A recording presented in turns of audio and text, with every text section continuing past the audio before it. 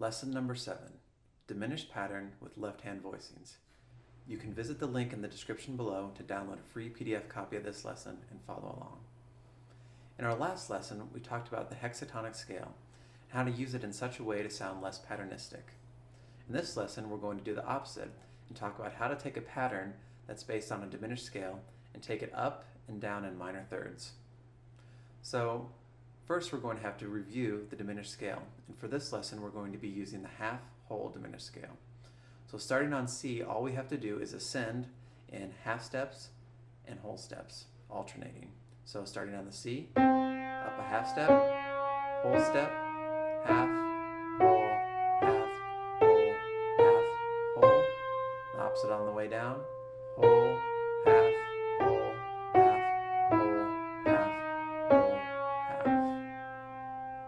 The pattern that we're going to be using in this lesson is simply the first note of the scale, the next note, then we're going to skip over a note, the E flat, and go to the E, skip over another note, the F sharp, and play the G.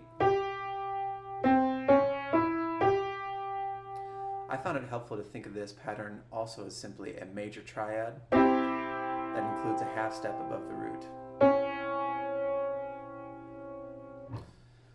So diminished theory tells us that we can transpose this pattern up a minor third or down a minor third, and all the notes will remain within the diminished scale. So let's try that. So here's the pattern starting on the first note of the scale. I'm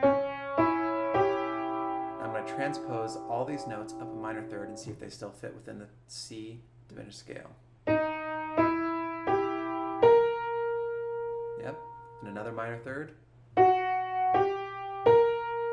All those notes still belong to the C diminished scale.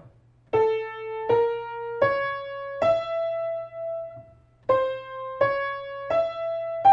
back where we started.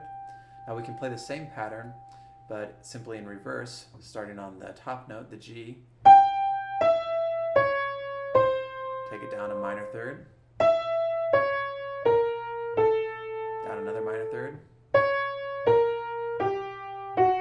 Down another minor third.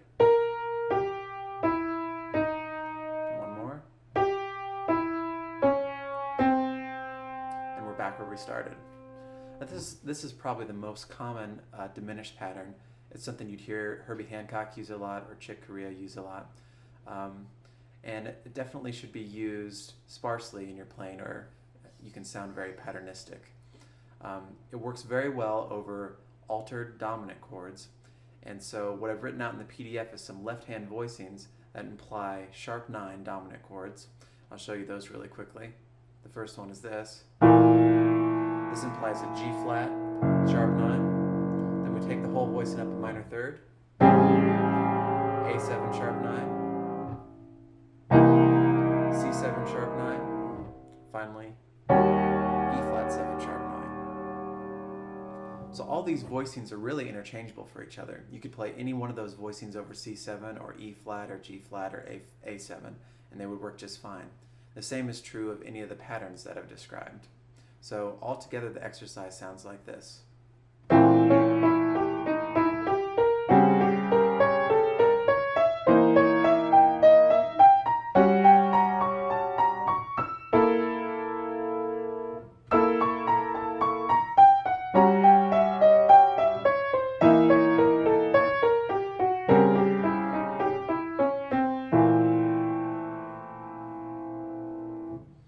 So practice integrating this into your practice, whatever tune you're working on. Whenever you see a dominant chord that lasts for even just 2 beats, you could put it in there.